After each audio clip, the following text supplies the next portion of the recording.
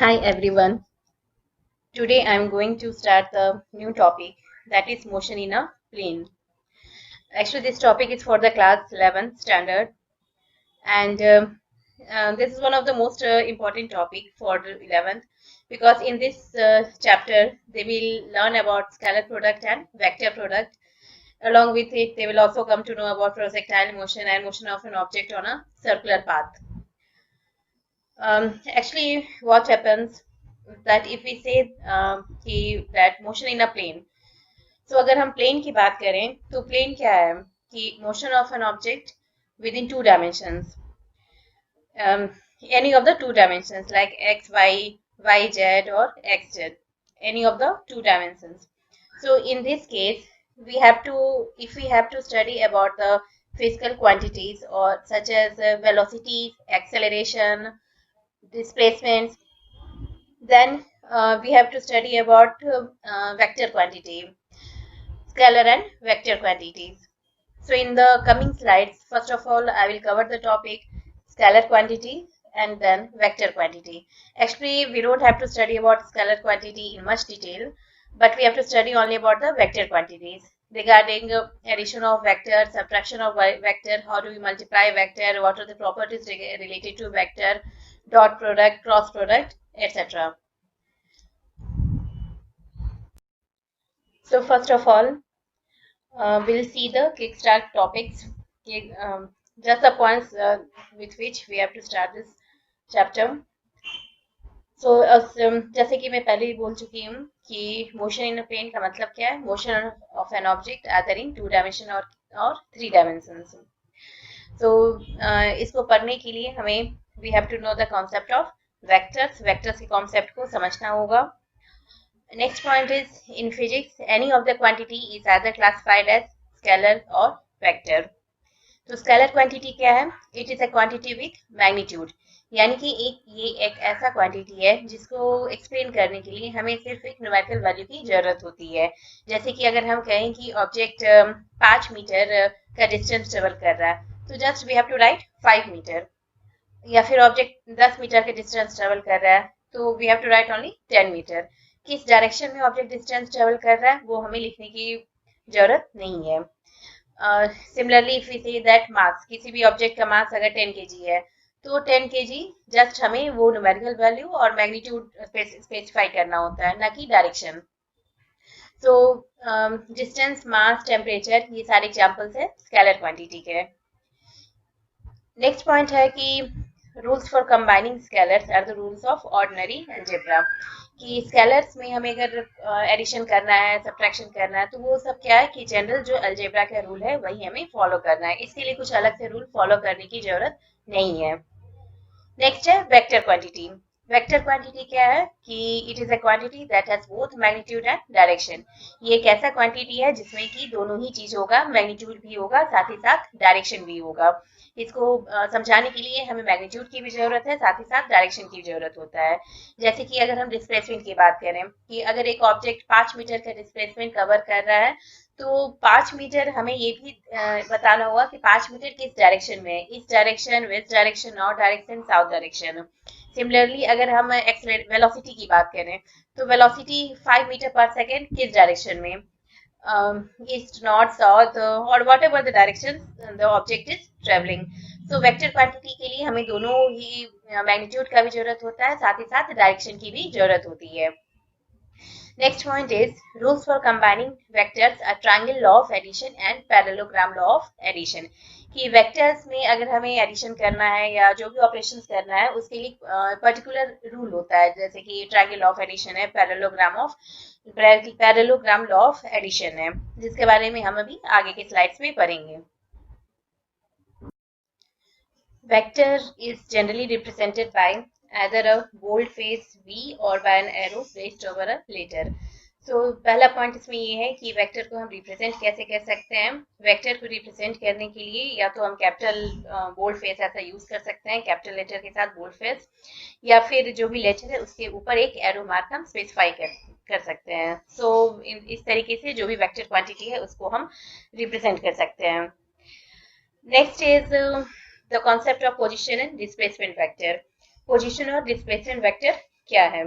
सो अगर हम first diagram में देखें, in the first diagram, the if we consider any of the object at p position at time t, so with respect to origin, the position vector of object p will be r, and suppose after certain time the object covers certain displacement and it comes at the point p dash, थोड़े time के बाद, अगर t time के बाद object p dash point पे आता है, तो उस केस में पोजीशन वेक्टर हम रिप्रेजेंट कर सकते हैं r डैश से। तो यहाँ पे क्या है कि पोजीशन वेक्टर किसी भी ऑब्जेक्ट का दो डिफरेंट पॉइंट्स पे बताने के लिए, जैसे कि p पॉइंट है और p डैश पॉइंट पे, p पॉइंट के लिए पोजीशन वेक्टर क्या है r, p डैश पॉइंट के लिए पोजीशन वेक्टर क्या है r डैश। और अगर यहाँ पे हम फर्स्ट डायग्राम में डिस्प्लेसमेंट वेक्टर की बात करें, तो डिस्प्लेसमेंट वेक्टर क्या देगा, p डैश। और अदर तरीके से हम ऐसे कर सकते हैं कि displacement vector p dash will be represented as op dash minus op, या फिर r डैश माइनस r। तो ये क्या देगा, डिस्प्लेसमेंट वेक्टर देगा। सेकेंड डायग्राम की अगर हम बात करें, तो सेकेंड डायग्राम में सिमिलरली एक ऑब्जेक्ट है, p पोजीशन पे स्टार्ट हुआ है, q पोजीशन पे आ रहा है after certain interval of time. उसके बाद क्या है, यहाँ पे एक्चुअली ये कॉन्सेप्ट समझाया गया है कि ऑब्जेक्ट चाहे एक पाथ, दो पाथ, किसी पाथ को कितना भी पाथ ट्रेवल करके आए, जिस तरीके से भी आए, ये डिफरेंट कंडीशंस दिया गया है। यहाँ पे दोनों कंडीशंस में डिस्प्लेसमेंट सेम होगा, कि अगर एक ऑब्जेक्ट p पोजीशन से स्टार्ट होता है, फिर p से d जाता है, d से q जाता है, p d q path travel कर रहा है, फर्स्ट कंडीशन, पहला केस। फिर दूसरे केस की अगर हम बात करें कि ऑब्जेक्ट p पोजीशन से स्टार्ट हो रहा है, p से फिर a जा रहा है, a से फिर b जा रहा है, b से c और q पोजीशन इस तरीके से ट्रेवल कर रहा है, ये डिस्टेंस इस तरीके से ट्रेवल कर रहा है। दोनों ही कंडीशन में चाहे object p d q path travel करे या फिर p a b c path travel करे, दोनों ही कंडीशन में डिस्प्लेसमेंट वेक्टर क्या होगा, p q होगा। सो यहाँ पे पहला पॉइंट हम देखेंगे, in order to specify the position we take origin, कि किसी भी ऑब्जेक्ट का पोजीशन अगर हमें स्पेसिफाई करना है तो वो एक पर्टिकुलर पॉइंट से लिया जाता है, इस केस में हम ओरिजिन o से ले रहे हैं। Next point is p each position of object at time t, कि t टाइम में position of object at time t, so op is the position vector of the object at time t and p dash is the new position of the object at time t dash, so displacement vector क्या होगा, p dash। यही चीज यहाँ पे explain किया हुआ है। So we can say that displacement vector is the straight line joining the initial and final position of the object। तो जैसा कि पीछे के डायग्राम से हमें ये पता चला कि डिस्प्लेसमेंट वेक्टर क्या हो सकता है, कि एक स्ट्रेट लाइन जो कि इसको ज्वाइन कर रहा है, इनिशियल और फाइनल पोजीशन को ज्वाइन कर रहा है। तो हम कह सकते हैं कि डिस्प्लेसमेंट वेक्टर किस पे डिपेंड कर सकता है, डिपेंड करता है final position of the object and initial position of the object पे डिपेंड करता है। नेक्स्ट पॉइंट है, डिस्प्लेसमेंट वेक्टर का डेफिनेशन हम इस तरीके से लिख सकते हैं, it is that vector which tales how much and in which direction an object has change its position in a given interval of time, कि एक particular given interval of time में ऑब्जेक्ट कितना डायरेक्शन कवर किया है और किस direction में cover किया है, वो क्या देगा, डिस्प्लेसमेंट वेक्टर देगा। Next topic is equality of vector, कि दो वेक्टर को हम इक्वल कब कर सकते हैं। दो वेक्टर को इक्वल हम तब करेंगे जब दोनों ही वेक्टर का मैग्नीट्यूड सेम होगा, साथ ही साथ दोनों ही वेक्टर सेम डायरेक्शन में होगा, then we can say that both the vectors are equal. जैसा कि इस डायग्राम में लिखा हुआ है, vector a and b are equal because the magnitude of both the vectors are equal and both are specifying in the same direction. And next, in the next picture, I can say that a dash and b dash are unequal vectors। a dash और b dash unequal vectors हैं, क्योंकि यहाँ पे a dash और b dash का magnitude तो same है but दोनों के डायरेक्शंस अलग अलग हैं।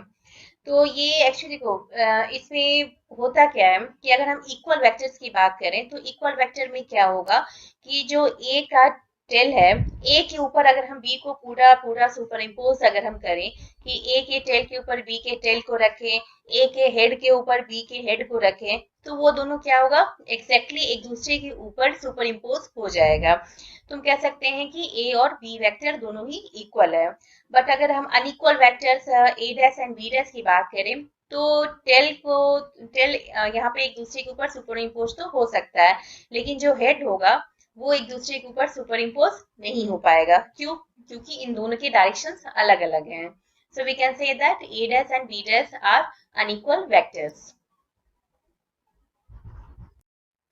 नेक्स्ट टॉपिक है multiplication of vector by real numbers, कि वेक्टर को अगर हम किसी भी रियल नंबर से मल्टीप्लाई करेंगे तो क्या होगा। So the multiplication of vector a by a real number n becomes another vector na. जैसे कि फॉर एग्जांपल अगर हम वेक्टर a को अगर किसी भी एक रियल नंबर 2 से मल्टीप्लाई करेंगे तो उसका क्या रिजल्ट होगा, 2a। यानी कि अगर a वेक्टर को हम किसी पर्टिकुलर डिजिट से मल्टीप्लाई करेंगे जैसे कि 2 से, तो वो वेक्टर क्या हो जाएगा, that will be in the same direction but its magnitude will be double. अगर वेक्टर a को अगर हम 3 से मल्टीप्लाई करेंगे तो वो वेक्टर भी सेम डायरेक्शन में हो जाएगा बट उसके मैग्नीट्यूड 3 टाइम्स हो जाएगा। So in this way we can multiply a given vector with any of the real quantity. Next है its magnitude becomes n times the magnitude of the given vector. जैसे कि मैं पहले ही भूल चुकी हूँ कि अगर किसी भी एक वेक्टर को एक पर्टिकुलर रियल नंबर से मल्टीप्लाई करेंगे तो उसका मैग्नीट्यूड क्या हो जाएगा, n times of the given vector हो जाएगा। Next point is its direction is the same or opposite that of a according as n is positive or negative real number। कि अगर वेक्टर a को पहले case में अगर हम देखें कि वेक्टर a को अगर 2 से मल्टीप्लाई कर रहे हैं तो रिजल्टेंट क्या होगा, 2a। इट मींस कि यहाँ पे वेक्टर a और वेक्टर 2a दोनों ही सेम डायरेक्शन में है बट 2a का जो मैग्नीट्यूड है वो डबल हो गया a से। सेकेंड केस में हम देख रहे हैं कि वेक्टर a को अगर -2 से मल्टीप्लाई कर रहे हैं तो इस केस में दोनों का डायरेक्शन एक दूसरे के अपोजिट है बट वेक्टर -2a का मैग्नीट्यूड डबल हो गया है। एक्चुअली यहाँ पे माइनस साइन का, वेक्टर में माइनस साइन का मतलब ये होता है कि जो भी गिवन वेक्टर है उसका डायरेक्शन अपोजिट हो जाएगा, opposite to the previous vector. So यहाँ पे यही है कि अगर एक वेक्टर a को 2 से मल्टीप्लाई करेंगे दोनों का मैग्नीट्यूड डबल हो जाएगा बट डायरेक्शन सेम होगा, और अगर -2 से मल्टीप्लाई करते हैं वेक्टर a को तो डायरेक्शन अपोजिट हो जाएगा और मैग्नीट्यूड डबल हो जाएगा।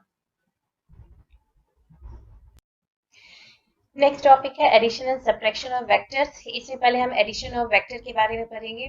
सो जैसा कि मैं पहले बोल चुकी हूँ कि वेक्टर को ऐड करने के लिए we can't follow the simple rules of algebra. Simple rules of algebra को हम फॉलो नहीं कर सकते हैं, इसके लिए दो अलग से लॉ दिया जाता है। पहला है एडिशन बाय ट्रायंगल लॉ, दूसरा होता है एडिशन बाय पैरेललोग्राम लॉ। सो ट्रायंगल लॉ में क्या है कि अगर वेक्टर a हम ले रहे हैं और वेक्टर b ले रहे हैं एक गिवन प्लेन पे, सो पहला यहाँ पे मैं दो डायग्राम दे रही हूँ। पहले डायग्राम में क्या हो रहा है कि हेड ऑफ ए के हेड के ऊपर बी का टेल ला रहे हैं, इस तरीके से दोनों को ज्वाइन कर रहे हैं और आर क्या देगा, रिजल्टेंट देगा।